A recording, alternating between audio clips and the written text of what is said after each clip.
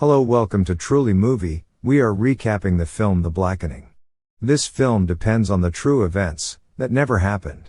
The film starts in a huge, isolated house, with a woman, Morgan, listening to funky tunes and sipping wine by the fire. She's good to go for a romantic weekend with her boyfriend, Sean, when unexpectedly, the front entryway creaks open all alone. Morgan shouts to Sean, yet there is no response. She then, at that point, kids about having a gun, and just when she said, a hand taps her on the shoulder, and she unintentionally elbows Sean. Morgan then specifies that they're alone from everyone else in the cabin until their friends show up. Advance notice Sean not to surprise her once more. Interest provokes when Sean makes reference to a room he found, and they headed upstairs together, uninformed about a veiled figure watching from outside. When they get upstairs, they approach a door marked game room, yet incredibly, it's closed, despite the fact that Sean swears he left it open. They then, at that point, go into the room, loaded up with an assortment of board games, yet Sean is focused on one specific game called The Blackening. They open the case and find a board game with a dark face in the middle, so Sean expresses that when he gets a signal, he will canceling whoever owns this Airbnb. As Morgan is interested about playing this game, the dark face, which they nickname Samba, unexpectedly requests that they pick a card. Since this game is running on bigotry, it will not be out of battery for quite a while.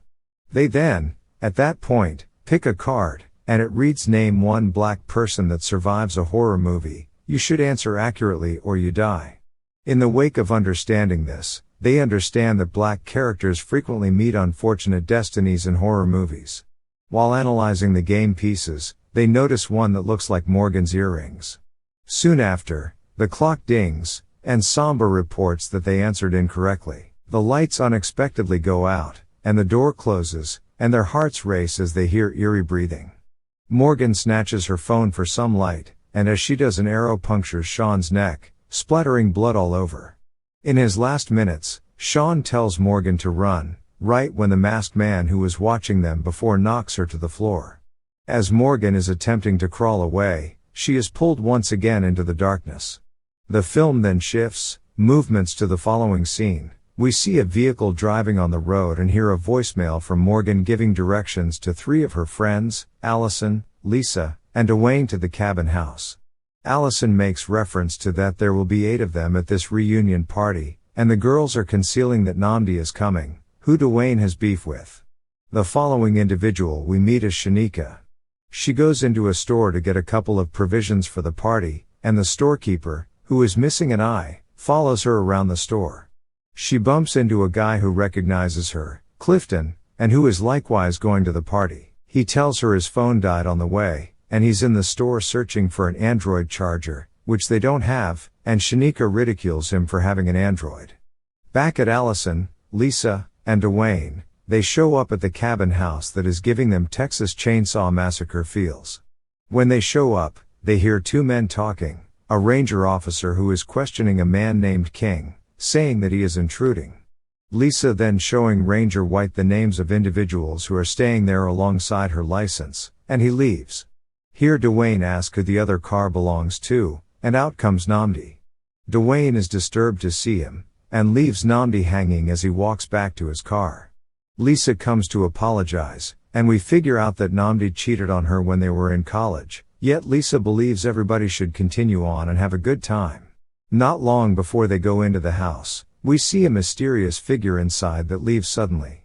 At the point when Allison goes upstairs to track down a space to drop her bags, her attention draws towards the game room. She attempts to open it, however it is locked.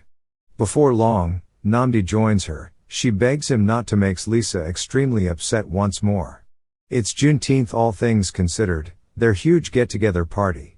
Right now, Lisa hears peculiar commotions behind a door, however doesn't give a lot of consideration to them. In the interim, Namdi inquires as to whether King is still a slave to a white man, alluding to King's wife, so he explains that she isn't white, she's Armenian. Soon thereafter, the gang is having a great time playing a game of cards, while Dwayne is perched by the fire in deep thought, not conversing with anybody. Before long, Lisa gets a text, grins, and heads upstairs. Nandi gives her a little dismay as he sneaks behind her, and the two beginning making out. Back downstairs, Dwayne is placing garments into the washer when he sees an earring. He sees the back door of the cabin opening without anyone else, so he closes it. Dwayne then goes to the window to check, and Shanika jumps out to frighten him, and he advises her to head inside. Shanika, alongside Clifton, go into the house. Everybody is glad to see her, however nobody recollects Clifton, and he says he is shocked that he even got invited. Again, he requests an Android charger, yet the group simply ridicules him. Then, we see Lisa come down the stairs to meet Shanika, with Nandi following not far behind. Everybody here finds out coincidentally that Lisa and Nandi are dating, including Dwayne, yet he demands that he is unbothered about their relationship. As they are going to begin playing a game called Spades, the lights out of nowhere go out. Lisa sees a figure outside, yet no other person sees it. They are beginning to get a little freaked out, so every one of them go upstairs together. They are attempting to open doors, however incredibly, they are locked, aside from one, the game room. As they go into the room, the lights back turn on. They are admiring every one of the games on the shelves when Dwayne makes reference to he found Morgan's earring, which is her great-grandma's earrings, and she never took them off. They likewise spot the game in the room, the Blackening, and they quickly express how it's emitting a few bad vibes. They really take a look at the game pieces and notice that every one of them compare to every one of their characteristics. Accepting this as Morgan's doing, they choose to play and put the pieces on the board. The black face, Samba, as we know him, urges them to pick a card and save Morgan, just as the door to the room closes and locks without help from anyone else. The group starts to panic, and keeping in mind that Lisa attempts to advise them to calm down, a television turns on, and they see Morgan attached to a chair. It gets much more abnormal when Samba begins calling out everybody's names, and makes sense of the principles of the game. The rules are, answer accurately before the second hand finishes 1 revolution, you move a space. On the off chance that you answer the question correctly, she lives and you are allowed to go. Get 1 wrong, she dies. On the off chance that you won't play, you die, very much like Sean did. When they began playing, they understand the rules are completely based around the black community. King gets the main question right and they move a space. Dwayne and Clifton answer the following question correctly, and they move once more. Question 4, they are asked to sing the second verse of the Black National Anthem. They just know the first section, however fortunately Allison knows it and she sings it correctly. Together, they keep on responding to questions correctly, until they get to the one that asks that they name 5 black actors who were on the TV show Friends. They battle to name them, yet they did, however, Samba lets them know they are off base, and the right response is I don't have any idea, I don't watch that show, I watch Living Single. The television currently shows Morgan, her hair attached to a chair as she is attempting to break free, and figures out how to do as such by pulling her wig off her scalp and escapes. Panicked, the pack currently sees that the door isn't locked any longer and leaves the room they are caught in. Running downstairs, they check the front door, which is locked. They attempt to break the window, however it is rugged, and they notice their vehicle tires are penetrated with arrows. Out of nowhere, the television turns on once more, and we see Morgan running up the steps and hear her shouting for help. She is in the basement, be that as it may, the way to the basement is locked, and we see a figure following Morgan up the steps. In frantic attempt to free her, King removes a gun from his bag and shoots the lock off. Yet, when the door opens, there is no sound of Morgan, and it is totally dark. Abruptly, an arrow fires from the haziness and hits King's shoulder. A big, masked man rises out of the shadows, and Shanika hurries to close the door. He has his foot wedged, preventing her from shutting it, so Lisa rushes to go get a blade from the kitchen and cuts him. Simultaneously, King pulls the arrow from his shoulder.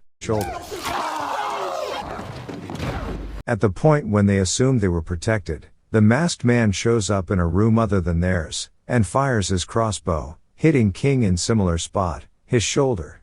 Overreacting, they run upstairs, and King again pulls the arrow from his shoulder. Allison assists him with pulling the arrow out, and in the process, she hurts herself. They then run into the only room that is open, the game room, and the door locks behind them. As they are attempting to keep an eye on their injuries, Samba requests that then proceed with the game.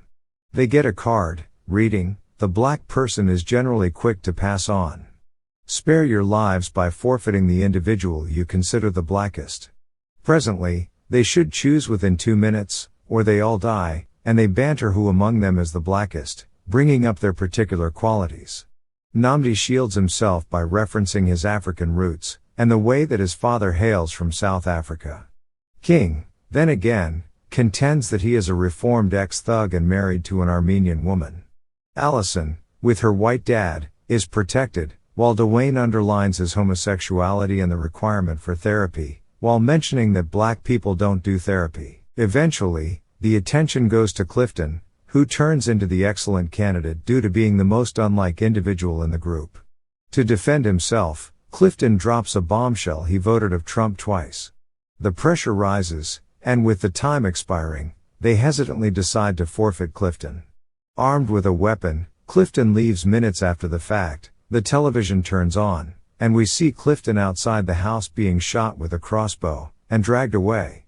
Samba lets them know they don't get to move a space since they defied the rules on the grounds that Clifton didn't cast a vote. Baffled, Nnamdi tosses the game to the floor, right when the masked man lets them know that assuming they will not play, they are entering sudden death. The standards are straightforward: survive. Presently, they have 3 minutes of safety before the wide range of various doors open and the game starts. Now they are downstairs searching for weapons, picking anything they can find as there isn't a lot to browse. Shanika gives Allison Adderall to assist with her wounds. It's not pain relievers, but rather it will help. The gang then examines whether they ought to remain inside or outside. Allison seems as though she's going to hurl, just before she recommends they ought to split up, and they tell her that is her white side talking. In any case, her point is valid as this allows them to a greater extent an opportunity to survive. With 20 seconds left, they gather at a door that leads outside. While they hug and say they love one another, the doors opens. King, Allison, and Shanika check to see if anyone is there, and run outside, and we see a masked man prowling in the shadows. Meanwhile, Lisa, Nnamdi, and Dwayne choose to go look at the basement, and check whether they can save Morgan. Back outside, while attempting to sort out where to go, Allison chooses to take a rest as she feeling excessively high from the Adderall she took. King and Shanika talk some sense into her, and they forge ahead. In the basement, Lisa, Nnamdi, and Dwayne find bloodstains, a well, the seat Morgan was tied to, and a lot of computers. They figure out that there are cameras in each edge of the house and that they were being watched this entire time.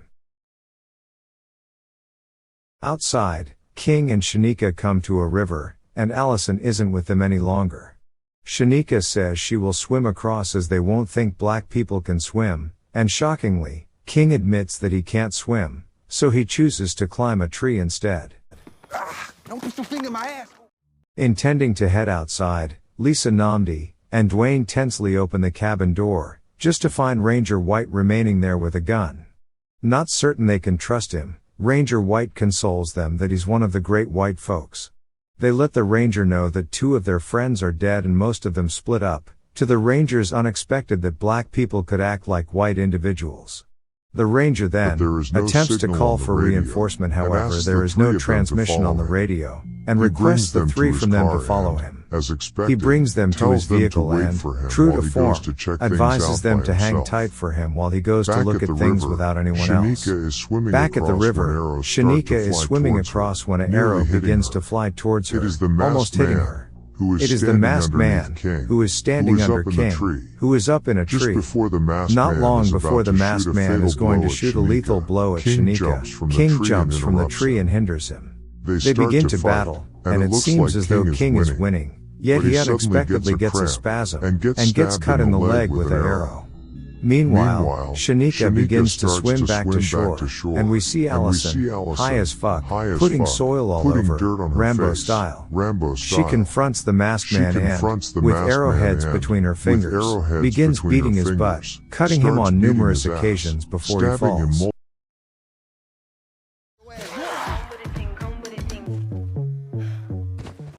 Removing his mask, they figure out it's the one-eyed white man from the store who was chasing after Shanika. In his pockets, they track down an inhaler with the name Camden Connor. They additionally notice the shoes don't have the cut injury from before, and reason is there is more than one of these insane psychos. In the park area ranger's vehicle, Lisa finds a mask that seems to be the killer's mask, persuading them to think that the killer is him, and locks the door. Abruptly, the ranger appears and requests that they let him in, saying that he found that mask before in the forest. They don't trust him, and the ranger gets him neck penetrated with an arrow. In a frenzy, they choose to run back to the house, with Dwayne abandoned. A short time later, Lisa and Namdi are concealing an event, thinking about Dwayne being left alone. Just then, a masked man strolls into the house, the one with the cut injury in his foot. He is going to detect them in the vent when he hears music, and goes to look at it. The two of them then hear another commotion, and Dwayne springs up and scares them.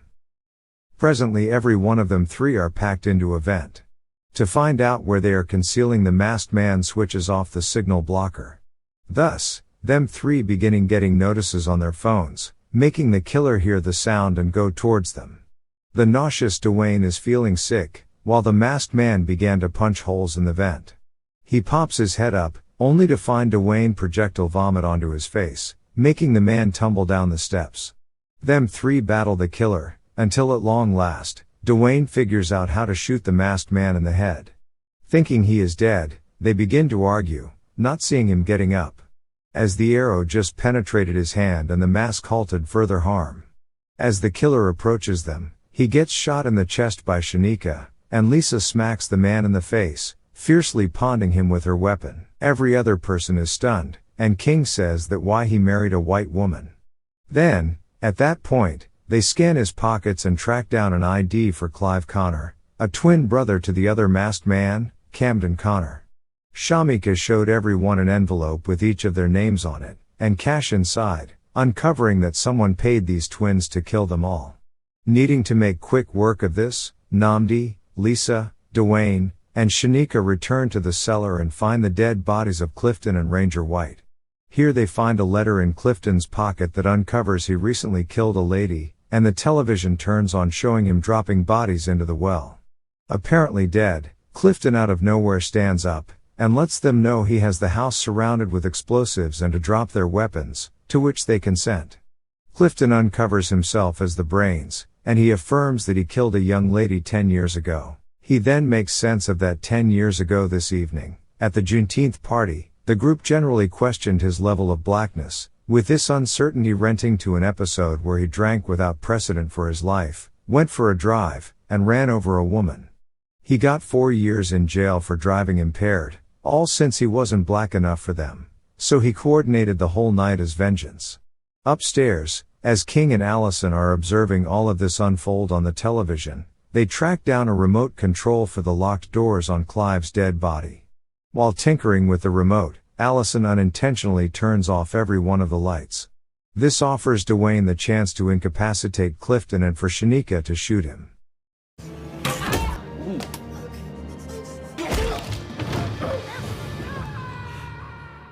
At long last, Dwayne kicks the injured Clifton down the well to his apparent demise. Them four peer into the opening where Clifton dropped Sean's and Morgan's bodies, and discuss how Clifton isn't doing as such well. As morning breaks, the 6 survivors head outside, mulling over their best course of action. Dwayne proposes calling the local group of firefighters rather than the police in light of the fact that the firefighters won't shoot them. Be that as it may, when the firefighters arrive, they splashed with a hose. Okay folks, that is all the recap of the Blackening 2023. Want more recaps, ending explained and character arcs? Look at our different videos. Comment below for videos you might want to see. Much obliged to you.